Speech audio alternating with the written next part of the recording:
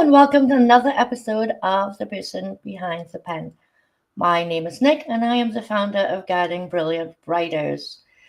We started the series about a month or so ago, and I'm happy to say that we are booked up through the end of June. Every Tuesday and Thursday, we bring on and highlight one of the authors who has written with Guiding Brilliant Writers. There have been 5 anthology publications since the end of 2023, and 62 co authors have participated. There actually would have been 75, but the difference being those number of people have now come back to write for the second and third time. It is such an incredible experience to own your story, and there really and truly are so very many facets to our journey. So it doesn't matter how many times you want to write. We've done books such as what we're going to be reading from today, which is a people first professional networking platform. And that one was a trilogy of anthologies. Each of the books had 12 writers. We've also done Legacy, which is a note to my family. I am your legacy, and a message to my family. I'm here and you are my legacy. We see legacy as both ways, paying it forward and also from our ancestors. We are going to be doing 2025 Legacy Chronicles this year, and we are accepting applications to sign up for that now. We do 21 authors, and we have 6 spots filled already. So, Leslie, hi, thank you so much for joining us this evening. It is great to see you. Leslie is also a co-author in a couple of the anthologies with us, and we are going to hear from her again because she's certainly going to come up and do a reading for us from Trilogy. She already did a reading for us from her legacy book. So today we are being joined by Crystal Chilcott. Crystal wrote in book 1 of the trilogy, A People First Professional Networking Platform. This book was subtitled Why We Came and Why We Stay, and it chronicles her journey on LinkedIn from the time she joined and what she has experienced and what made her choose to stay on this platform. Crystal is an international figure skater. She is also someone that is living with type 1 diabetes.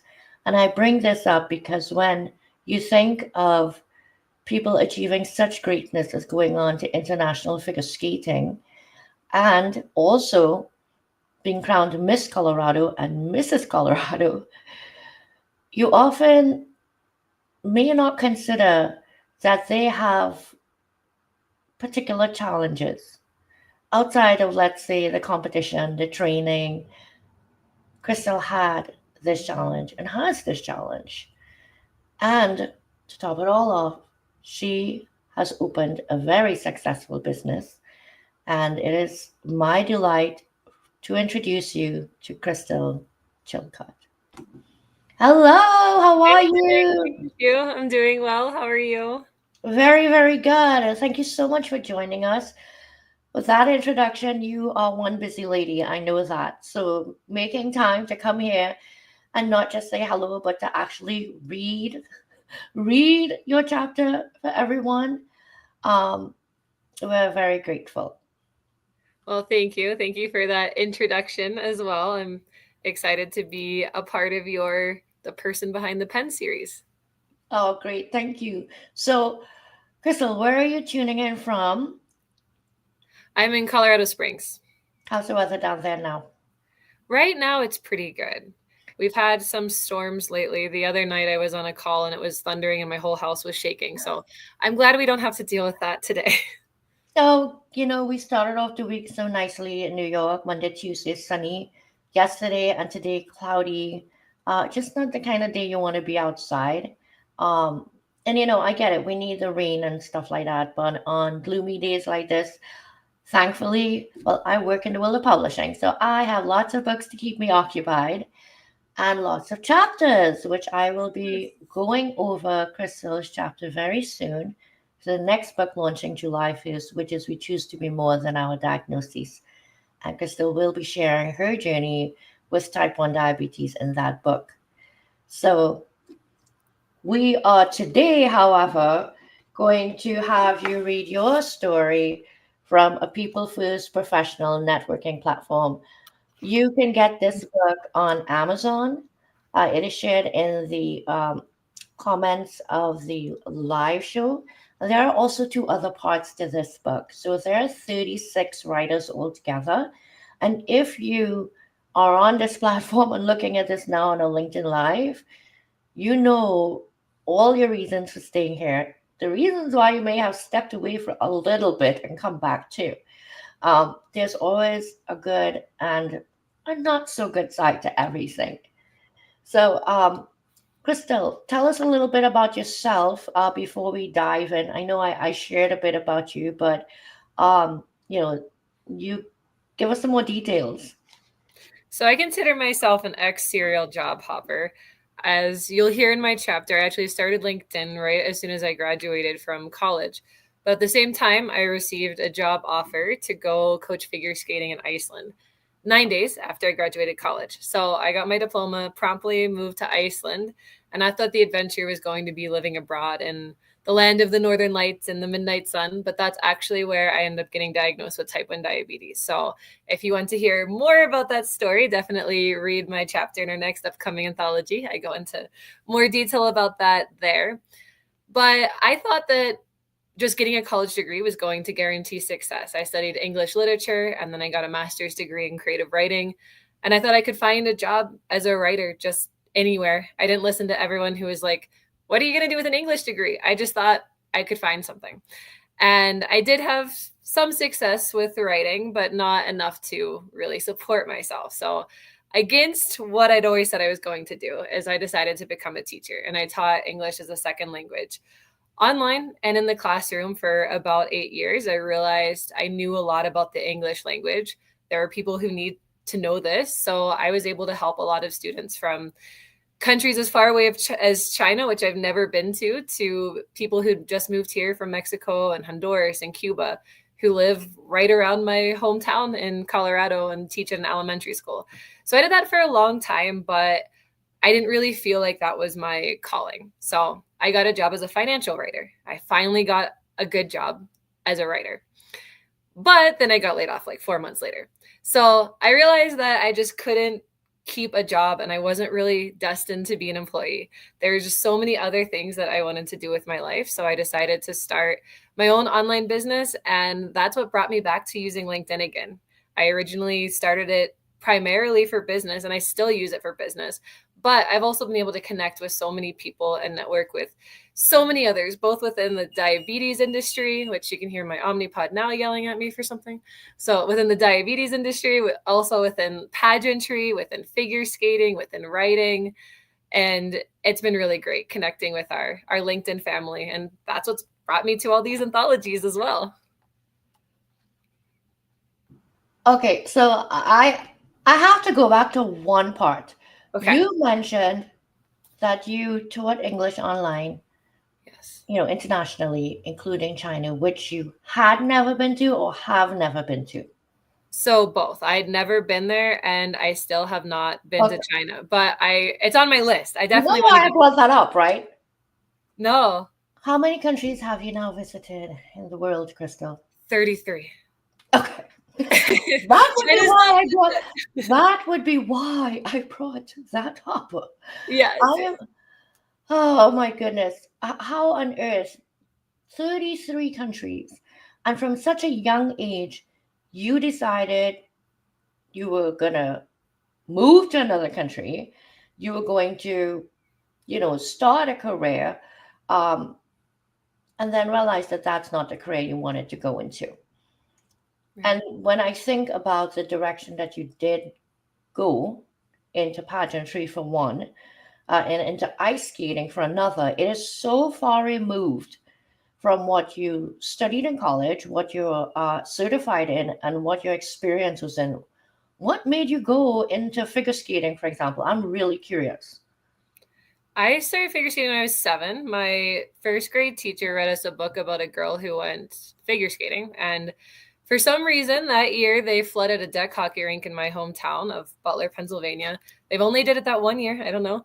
So I started skating. I got skates for my birthday and I was hooked. So for a very long time, my family drove me to Pittsburgh, which is about an hour from my hometown, almost every day. And I trained in figure skating from that. And then that brought me to Colorado, and I trained at the Olympic Training Center in Colorado Springs for a long time. And then once I retired is when I moved to London to study abroad, and I got most of my country count in Europe, being able to fly on budget airlines from London, stay in $10 a night hostels. So most of my country count was on very budget conditions as a study abroad student, but it allowed me to meet so many people and experience a lot of the world from that 1 year studying abroad. When I think about your story, you have lived so much. I've probably been to like 6 countries. That's so And well, I cool. was born in Trinidad and I live here. So now here's home. But I've been to Venezuela, I've been to Barbados. So I've been around the Caribbean, as you can see. And it's quite something, the different cultures. Now I live here and now, oh, look who just popped in. Lisa Favak. Trini girl. So she's back home in Trinidad and Tobago where I'm from. And it's just like what I was saying with the cultures and the integration of it, because everywhere you went to, there were different places you lived. You didn't just go visit. Like, how was it for you culturally? Um, you know, being out of the states then, and in terms of what you were doing, in terms of English, because I'm assuming some of the places that you've been to, English is not the first language. Right. So in Iceland, I tried to learn a little bit of Icelandic, but most people were able to speak some English as well. And then I spent 2 years in the UK and a year in Ireland. I was actually in Ireland when the pandemic happened and everything shut down. So that was an interesting time to be abroad, of course. But being able to go to other countries and try to learn some of the language is always very interesting. When I was in Japan about a year ago now, I didn't know like any Japanese, and that was somewhere where there wasn't a ton of English. Like there was still English, you could still find it, but not everyone spoke English. I had to Hmm. rely on Google Translate and really hope that I wasn't translating something offensive and just hope that I was saying it. I learned a few words. I would love to know more Japanese before I go back, but the language barrier can be intimidating, but I think if you're traveling and you just explain like this is not my first language, I'm trying my best, like people are understanding. Thank God for Google Translate, huh? Yes. Yes. All right. I think I have exhausted the questions for you at the moment.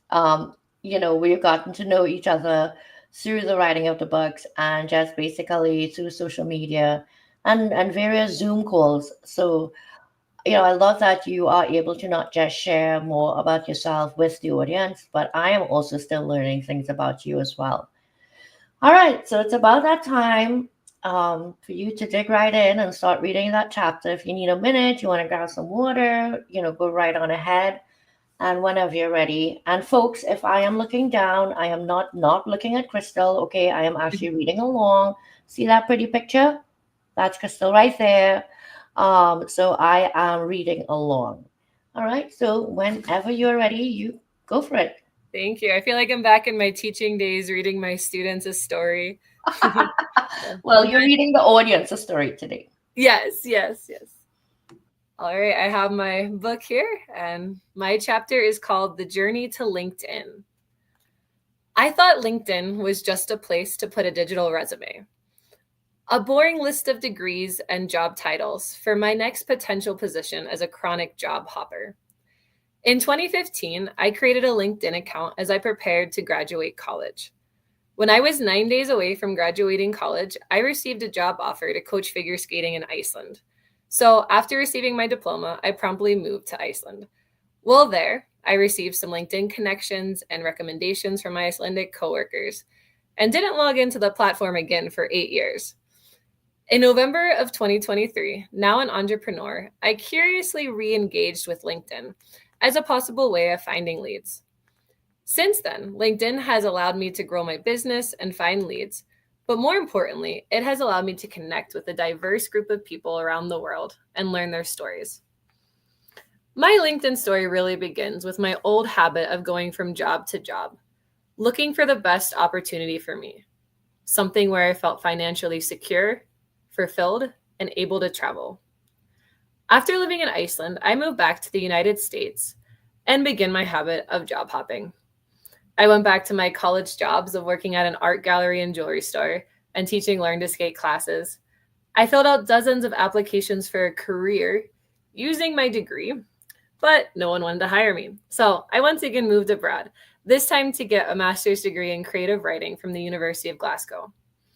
While there, I discovered teaching English as a second language, sometimes called ESL, online. Working as an independent contractor, choosing when to work, and working remotely first paved the way for my journey to entrepreneurship. After spending time in Scotland and Ireland, I once again moved back to the US and eventually found myself in an elementary school classroom, teaching ESL to students in kindergarten through fifth grade. There is a lot that I loved about teaching. I mostly worked with students who were new to the US and spoke Spanish as their first language. Being able to help them learn English and welcome them to the US was extremely rewarding.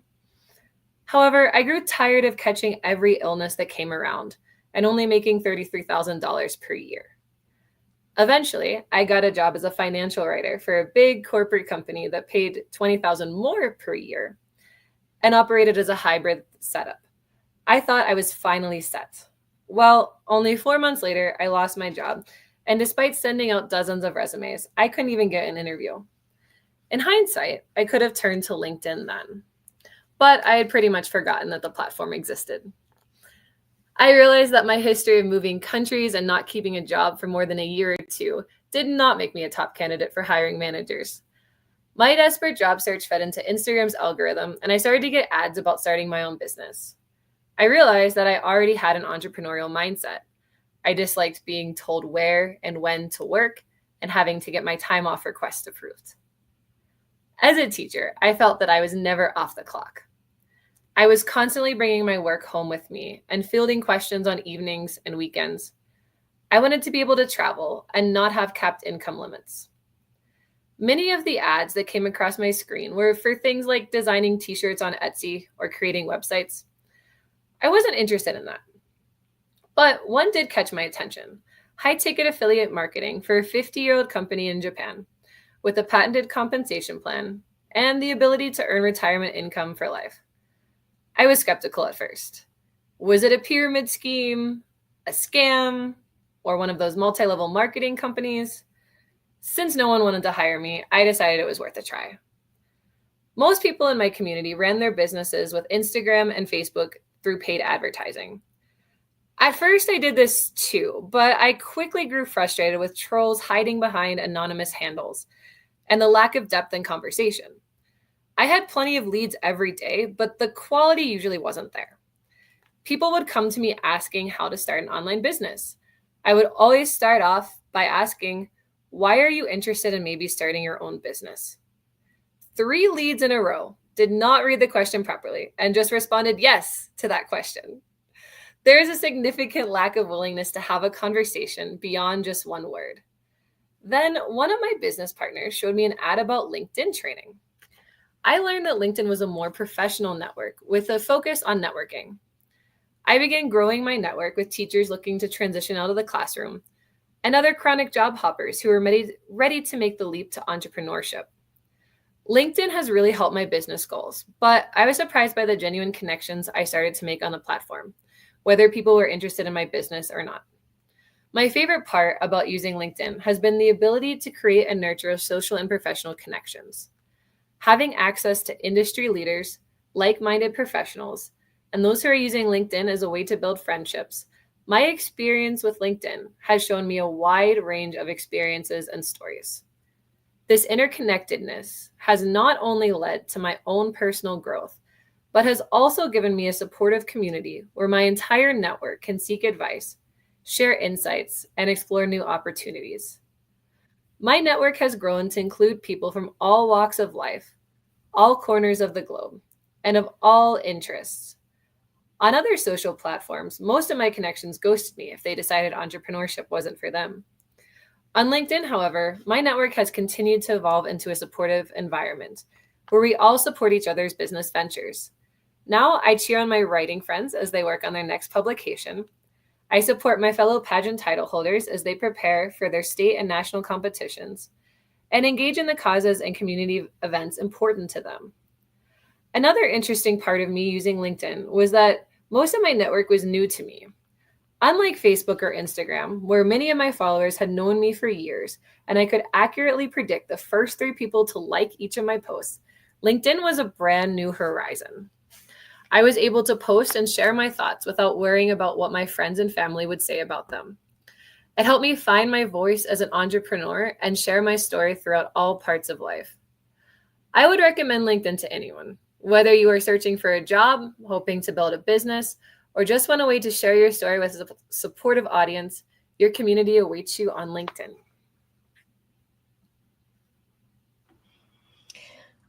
Your chapter was one of the shorter ones, but it was so succinct. And, when I had the vision for this book, it was a LinkedIn love affair. Mm-hmm. Of course, the whole story behind that and why that delayed us because I couldn't get trademark approval and, the whole word affair. But the point was you were in love with LinkedIn. You fell in love with LinkedIn. And that was my vision because it took me through all these steps, why I came, why I stayed. And book two, I came as a professional and I ended up making impact as a person, which led me to the third book, how I found my purpose and started a business.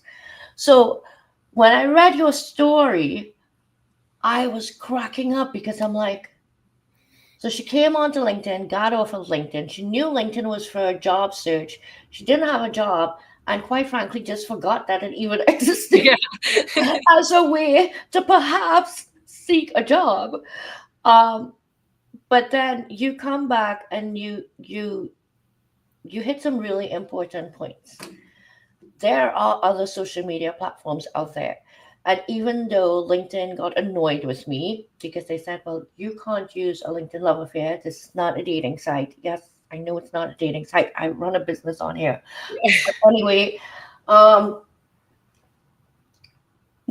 you touched on, some of it resonated with me. For one, I was on Facebook for a long time. And then I came on to LinkedIn. I too had a LinkedIn account from whenever and probably came on once until I rediscovered LinkedIn many years later. And I did not come on searching for a job. I came on because somebody said, go check it out because they were searching for a job. So I understand the being able to post freely and family and friends, not really knowing too much of your business because family, at least in my dynamic, I can't say a ton of them are into what I do anyway, but sometimes there's a lot of vulnerability in a post and it could be misconstrued perhaps by people closer to you. So you don't feel that comfort level of necessarily expressing yourself. And so I completely get that part. And I gotta tell you, I rejoined Facebook recently because I went LLC and I'm like, okay, you have time now and this is all part of it. If I get one more friend request that starts off asking me something stupid like, are you married? I am going to scream my head off. Mm-hmm. I've had to block people because, listen, I am on this platform making genuine connections, building my business, actually earning clients as well. And they, I want to be like, oh, well, nobody's going to ask Facebook if they can make this a Facebook love affair book. Yeah. Oh, gosh. So I just get you. And now your other friends that you said were competing in pageants that you support now on LinkedIn and you support their courses. Did they have a similar experience? Like, did they start on Facebook and move over, or was they always on LinkedIn? Do you know? I think it's a similar experience. I think a lot of them had like a LinkedIn profile, but weren't really using it. Went onto Facebook and then went onto LinkedIn as well. I do think that there's not as many pageant women actively using LinkedIn. Like, it's a growing population now, but a lot of us were always taught, like, use Instagram to promote your things. Instagram. And I actually feel like that's the least personal of the three, if we're just talking about Instagram, Facebook, and LinkedIn, because people can hide anonymously on Instagram. And then if you follow someone, it doesn't mean they're going to follow you back. So you might see all their stuff, but they won't see your posts. And so they're not really building a connection. Whereas Facebook, you get some of that.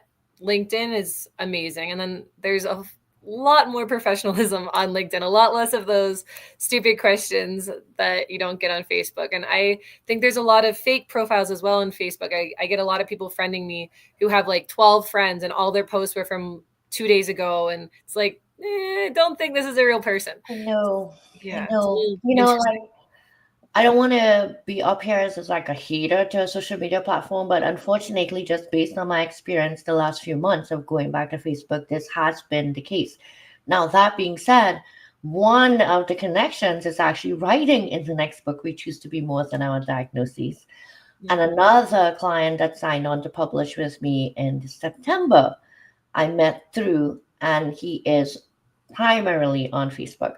So, but you're looking at the 1%, right, of people that are really genuinely there for a purpose Yeah. other than, you know, and even me going on as a publisher, I'm like, are you kidding me? People are saying things like, love your book cover.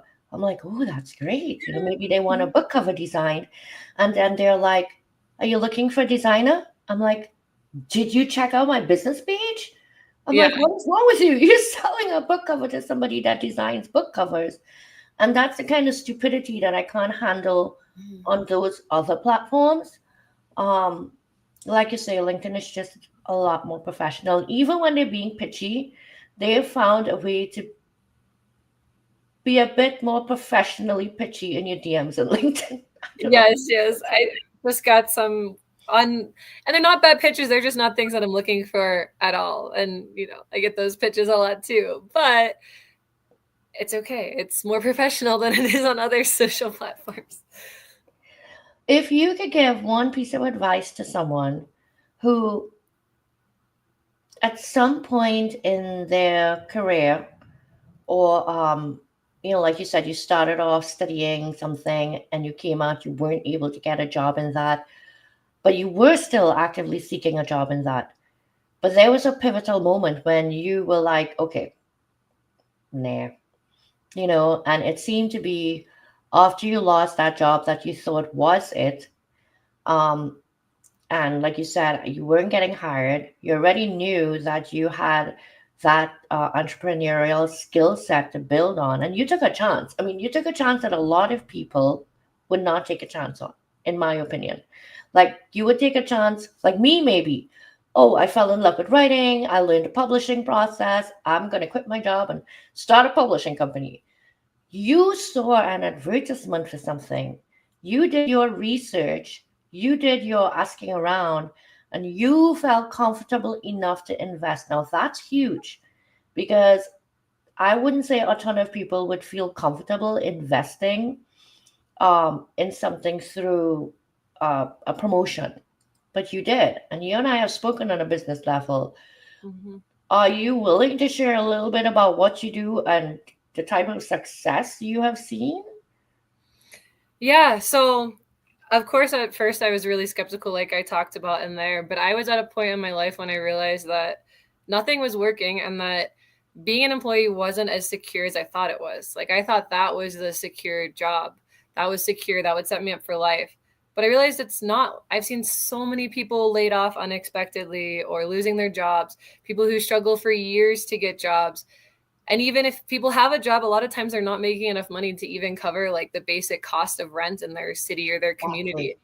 And I realized this isn't really that safe after all. So I realized no matter what I was doing, it was going to be a risk. Like, even leaving teaching to get a job at an office job, that didn't seem like a risk at the time. That ended up being a huge risk, because then I was left without an income at all just a few months later.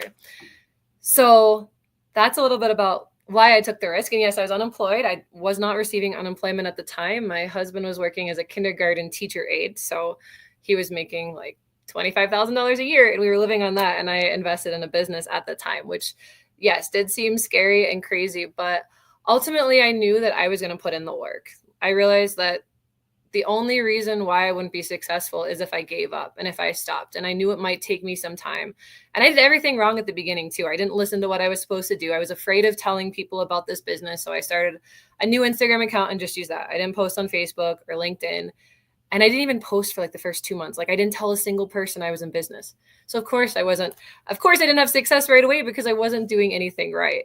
And then I realized like, okay, get your act together. Like it doesn't matter if people don't believe in you. It doesn't matter what they think. Like they're not going to be the ones paying my bills, and it's not their life. This is my life. So I decided to actually start doing what I was supposed to. I got some better mentorship. I started to use both Facebook and LinkedIn, and I switched my Instagram account back to my personal one and basically told everyone, yeah, this is what I'm doing. And you don't have to like it. I'm not going to be cold messaging you. If you are interested, you can come to me. And once I flipped that switch, I made a sale within my first 3 weeks and have been making consistent income since then. But a little overview about what I do is I'm a high ticket sales coach. I sell medical grade products for a company in Japan that were originally created to help treat cancer patients. So I do sell those products, but I also sell online franchises with this company to help people start an online business. And here everyone's like, oh, is it a pyramid? No, because I'll be cut off of commission. Like right now, I have a business partner in the UK. She's amazing. She's deaf. She's taught me so much about the deaf community. She just made a sale, and this is her second sale. So we both receive commission because I helped her with her sales. I helped close her calls for her. Pretty soon, she's going to cut me off, and I will not receive any more commission. So it's kind of similar to the real estate industry with a broker fee. So it's not like if you decide to join under me, I will indefinitely make commission off of you, which I really like because I've been pitched things before where it was if someone recruits me, they indefinitely make money on my sales. And I didn't really think that was fair. First of all, I think people need to take out that word of scheme out of pyramid.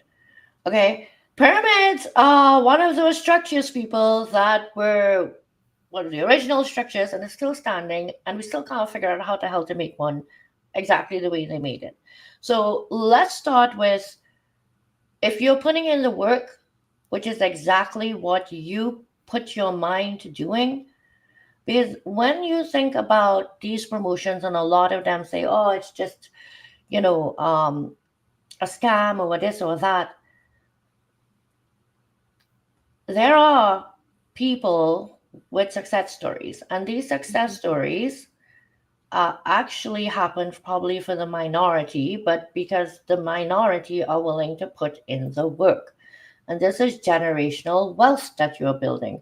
Something like this, you can easily teach to the next generation, and they can teach to the next generation. It's not, for example, my son the other day, I said, I'm building a legacy. He said, Mom, I don't want to run a publishing company. I don't even like to write. See, that's not the point. The point is, hopefully by then somebody else is running the company and you just own the company and get paid. But the skills that you have gained and the knowledge that you have can be passed down. So I love that because it's also a product that's not going anywhere, that's going to benefit people, and the world is just going to keep going, and humanity is still going to be here, hopefully for a very long time. Yes. If we take care of the earth. Yes, I did just say that. And therefore you could pass all of those things along, right? And even when I think of pyramid, what's wrong with you putting in the work though, and somebody coming in under you and you earning from helping them to grow, and so forth and so forth? Like when I think of entrepreneurship now, because I'm here just a little over 3 months, it can, one, be, people are right, a very lonely journey. And physically, yes, I'm mostly at home by myself working. But the lonely part is really, so many of small businesses fail as startups In entrepreneurship, it's almost like everybody's out for their own. Everybody's just too busy trying to get their shit done, to get their business off the ground, that, they don't support, or even if they do support, um, they're shying away because they're concerned about competition and stuff like that. In a business like yours and what you're in, there is no competition because everybody is just giving the next person a hand up.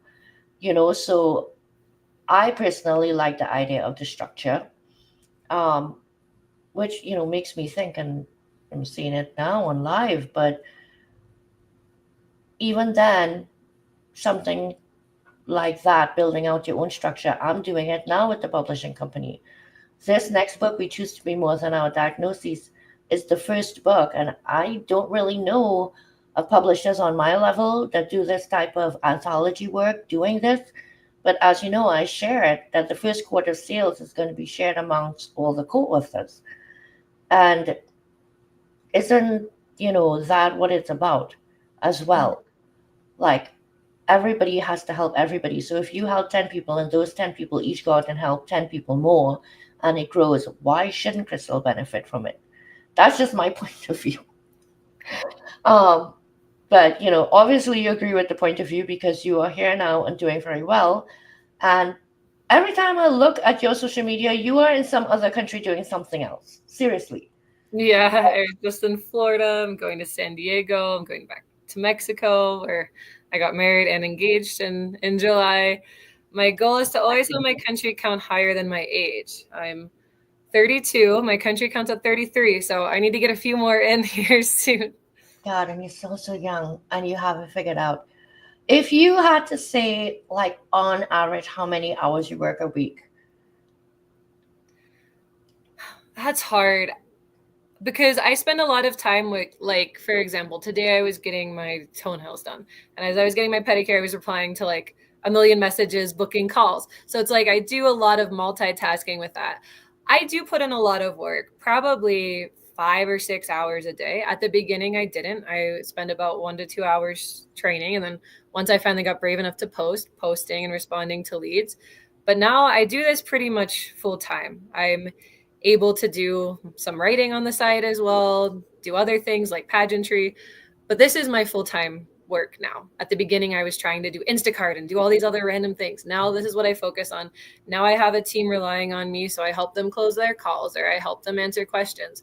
So I think I probably put in about, I don't 30 hours if I have to estimate a week, maybe more, because I always have my phone on me and I'm replying to it. But to me, it doesn't feel like it's short. So I'm like, oh, I have to go help whoever with their call. It's like, this is fun. This is exciting. Like, they're putting in the work and it's working and I'm able to help them, or posting is exciting, answering people's questions. So I do work hard. Like, I want to be clear. It's definitely not like you sign up and you're a millionaire overnight. Like, if you don't put in the work, you will not have the success. But if you do put in the work, you will. It's just a matter of when rather than if. So it is definitely something that I work hard at, but I'm working hard for myself and for the people relying on me rather than some random CEO that I don't even know. God, I love to share. I mean, I know we're here talking about your chapter on a People First professional networking platform, but there is all the tie-in with LinkedIn and social media as part of the marketing. My reason for asking you that is I really only just transitioned out of my full-time 3 months ago. And one of the things I'm trying to get used to is that I don't feel like I work hard enough. And I did just say that on live. But I realized that I was equating working hard enough with 80 hours a week and, the dollars. And what I realize now is I work 5 to 6 hours a week, like you. I mean, a day, people, not a week, a day, like you. And sometimes it's hard to put time on it because we can be on our phones answering emails or doing various things um, while we are tending to business. So there's a little bit of a blur, and you can't really put time down um, to an Excel sheet and say, oh, I spent an hour doing this. And, so at the end of the week, this is how much time I spent. But the freedom of doing it this way is that it doesn't feel overwhelming, and it doesn't feel stressful, and it doesn't feel like work because you're doing something you're passionate about. But you could get sick and fed up of doing something you're passionate about too if you're doing it 10 hours day in and day out. So um, I am loving the conversation and the fact that it went into more of an entrepreneurial journey, because you've been there and I'm starting, and it's teaching me so much. And more than that, it's making me realize that I'm not alone. Um, and when I say I'm not alone, people say it, but they've been there, done that. And you are doing it, but you haven't been doing it that long either. So it's still close enough for me to be able to say, okay, you know, um, all right, my next question. I just have questions, as you realize. That's fine. Listen, that's the best way for people to get to know you, and to know why people choose to write, why people choose to share their stories, why people choose to come on live shows and talk about their life journeys, right? Mhm. Um, so you wrote in that book with me, and then now you're writing in diagnoses. So it's a different type of story. And I wouldn't ask you to share too much, of course, because that's what the chapter is about. Uh, what would you say was your biggest ally in figuring out how to live with this diagnosis and continue to thrive? I think realizing that it wasn't the only thing that defined me, like the whole theme of our anthology is that it doesn't define us. But at the beginning, it was difficult not to, because all of a sudden I had all these things to worry about with measuring my blood sugar and taking insulin. And then most difficult for me was how people started to treat me differently. Like instead of saying, "How are you?" people would say, "What's your blood sugar?" And everyone always wanted to know what my blood sugar was. And of course, it was very high at first, and people would say like, "Oh, this is so bad, this is so high." And I'm like, I know, like I just got Oh, diagnosed. And there's so many misconceptions with type 1 too. Like, how did you get diagnosed as an adult? Weren't you born with it? How do you have type 1 when no one in your family does? Did you eat too much sugar as a kid? All these things, none of these are true. So having to navigate those, but realizing that I had the opportunity for education and to be able to educate people about this disease and to help empower others living with it as well. And that's what's really helped me with pageantry and my pageantry journey as well. This has been a huge part of it. I was already competing in pageantry when I was diagnosed. And I remember trying on my evening gown to compete for Miss Colorado. And some of the people I was with were like, well, with a gown like that, like you don't want to wear your insulin pump or like hide it under your gown. And I thought, no, like this is part of me. I don't want it to be the only thing that the judges see or the only thing that the audience sees. But this is a huge part of my story too. So I was able to get a custom pump cover and Dexcom cover. Yeah, you can see it in there. And I'm about to post photos. I just got my official photos from Mrs. Colorado yesterday, so I'm going to do a post with them, and you can see my custom covers that I made as well. And I really wanted to help inspire other people living with type 1. But it was hard for me to overcome this like self-consciousness about it. I was going to my very first appearance with Mrs. Colorado, and I realized I had my Omnipod on my arm like it is now. And it wasn't a diabetes event. It was like a sustainable fashion show. So it was talking about how we can be more sustainable with our clothing choices. And I realized I had my pump on my arm, and I was starting to feel some regret, like maybe I should have covered it up. Like, I don't know. And as soon as I walked in the door, a woman came up to me and asked if it was an Omnipod. And I said, yes, it is. And here she was one of the developers who helped engineer and design this. wow. I'm LinkedIn connections with her. Hi, Rashmi, if you're watching. What But a she was coincidence. My so goodness. excited. Her teenage daughter was there. She got to show her teenage daughter a patient in the wild wearing the product that she developed. And it made me realize that by being open about my diagnosis, I can connect to and reach so many people. And that's happened time and time again with my 2 years within the Mrs. Colorado organization. I've gotten to meet other type 1s, including children, other adults who either have type 1 or type 2, who also have continuous glucose monitors, and make connections with them. And I realized then that being open about it is going to help so much more than trying to pretend like it's not a part of me. Exactly. And I love that you had the self awareness, the courage, and the presence of mind to say, Yes, I'm going into competition. Yes, I'm wearing a gown. And yes, I'm leaving on my Omnipod. And like you said, it's a part of who you are. And that, to me, when you think about the essence of we choose to be more than our diagnoses, that's what the choice is. The choice is to not take that Omnipod off of your arm in public, but to wear it, because this is all a part of who Crystal is. I mean, what a beautiful story, and that you still wore it when you went from Miss to Mrs. And now I think it also speaks to how everything keeps evolving, and that awareness is growing, and it's happening through people like yourself who are willing to use their voice and speak up about it, to educate. Because the mere fact that you walked in there and somebody was there that worked on this product and therefore saw it in action helping someone, and not just someone that's an athlete, a competitor, an advocate.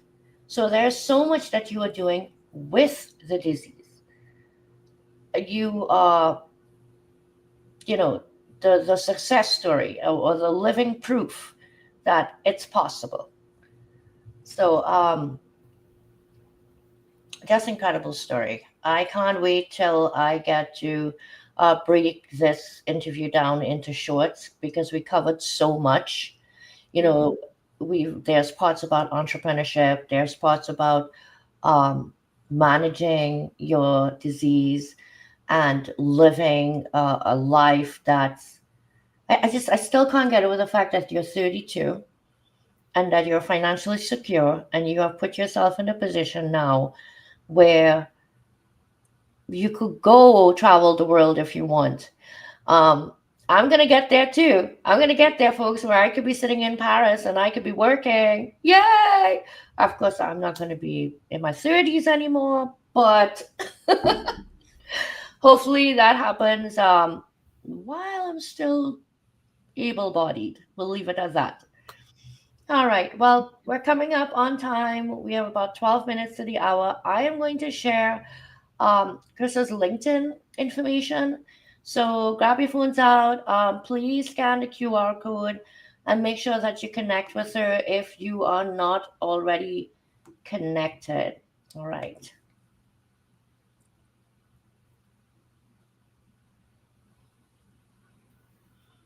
So I do create one of those for each person that comes on the person behind the pen, and I do make sure and scan it with my own phone Yeah. to make sure that it works. You got to do your due diligence. Yeah, So that's yes, exactly. So if you are out there, the QR code behind me will take you to Amazon, where you could purchase your copy of A People First Professional Networking Platform. Read the stories. Don't forget to leave a review, because a big part of, you know, people grab a book for like 12, 15, $20, and they read it. They feel so inspired by it. They might dog ear pages in it, highlight things in it, um, that they want to carry with them. And when you put your heart and soul into a book, you oftentimes will not know who you've touched, right? You impact lives, and that person may never know anything more than this was written by Crystal Chilcott, and they don't know anything more than what's in your bio. So when you leave a review and you can say, hey, Crystal, you know what? You talked about so and so, and it really gave me some clarity and a sense of direction of something I'm going through right now. That's how you can continue to encourage others to go out there and share their narrative. And it might just make you want to share your own story too. So, any closing words for us? Anything that you would like to share? What's coming up next for you? Of course, other than launching another book soon with me. What well, else? we have we have the anthology coming up, and then I've done some posts about this on LinkedIn, but I have a novel that I've been working on since I was 15 years old. So if you do the math, that's over half my life already. Wow, it's awesome. Yes, so maybe we will have another collaboration with that. It's not quite done yet, but I set a promise to myself at the beginning of the year that I'll write 500 words a day. Not that much, but at this point, it's already been, I don't know whatever the math is on that. It's a lot of words because I've done it consistently every day. So I think it's almost ready. This is the 61st draft I've done on it. Oh my God, that's dedication. So, you know what? It's then this is the perfect opportunity for me to say that I put out yesterday, and I have to keep sharing that as of next Wednesday, the 28th, 5 p.m. Eastern, I am opening a 1 hour Zoom session for authors to join to just write. Mhm. No other reason. Um, I enjoy writing myself. I have so much to do running a business, and that's just the business side of it. But the actual working alongside the writers and such does not mean that I don't have to do my own writing, and I Right. do. So I feel like a session like this allows people who are writing a book to just come in together for an hour each week and write. That's it. If you don't say a word, you don't say a word. And, but if you want to say, hey, listen, this is my book title. I'm at the beginning. I'm stuck somewhere in the middle. I'm at the end of my book, but I'm not sure if I'm wrapping this up right. Maybe you just want some feedback. Maybe you just want to be there and say, okay, I committed to writing 500 words this week, and I walked away from this Zoom call and I have 500 words. I think that type of support, even unspoken among authors, is so necessary, because I feel like authorship could also feel somewhat lonely because it's just you are facing the story, right? Right. Um, so of course you're invited. I could send the Zoom link to Yeah, you. that'd You be would great. like to pop in? Yeah, I have a couple other people that are actually uh, writing books right now, and they're in various stages of, and they are also going to join in. And it's not a commitment. I'll be there every Wednesday at 5. You come if you want. You stay if you want. No, we're not partying or anything like that, because we do have to write. Right. Um, but at least the first 10 minutes is enough for everybody to say, my name is, this is the book that I'm writing, this is where I am in the book, this is the kind of feedback I'm looking for. And it's not a must um, participate kind of a thing. It's just throwing it out there. And sometimes you just need that feedback. You need that sounding board, to Right. just get you over the next hurdle or into the next chapter of the book. So I'm very excited for you. Um, and you also have a book out already. So maybe you want to share about that before we wrap up. I do. I have a children's book called Gliding on Insulin, which is about a type 1 diabetic figure skater. And I wrote it shortly after my diagnosis to help youth who have type 1 to not feel like they're so alone, and to also let them realize that you're not just type 1 diabetes. Like, you have that, but it does not have you. You can pursue other passions as well. And so that's why I had a figure skater in my book. And my other novel actually has a figure skating component as well, but it's a very different world. That's just the world that I know. So that's what keeps ending up coming up in my writing. But I published this children's book 8 years ago now, which is crazy that it's been that long. But I really enjoy sharing it. I sometimes share it with type 1 children at events, and I've gone to a few schools and read it as well. No, and I love that you did it as a children's book, because, like you say, type 1 diabetes starts and it affects children very young. So this becomes their entire life's journey. And the fact that you named it gliding and you're a figure skater, already shows that, to me at least, shows that potential of where you can be in spite of a diagnosis like this. So I'm not sure what Leslie's saying. She's saying sound. I don't know if she's not hearing us, but we are wrapping up in an event. We have 5 minutes left to go, so if you don't have anything else to share, we certainly can close up early. And I just want to thank you so much. I will be seeing you next weekend for our a Zoom call meetup for the anthology, where we're going to be going over all our drafts. I will be reading your chapter this weekend. Yeah. And well, I don't have to tell you stay in touch, because I do tend to stay in touch with the majority of the people that have worked with me, and the circles continue to overlap, and we continue to collaborate and support one another. And that's the beauty of getting involved in one of these projects. It's so much more than just the writing and the publishing part. It's the connections, and beyond that, the friendships that you develop. All Yes, right. that's great. Thank you so much for having me on and for having me be a part of both of these anthologies. Well, you'll be back here to read the other one Yes. later in the year. Very good. Oh my gosh. Thank you so much. Have a great evening, everyone. And Thank thanks again for tuning in to another episode of The Person Behind the Pen.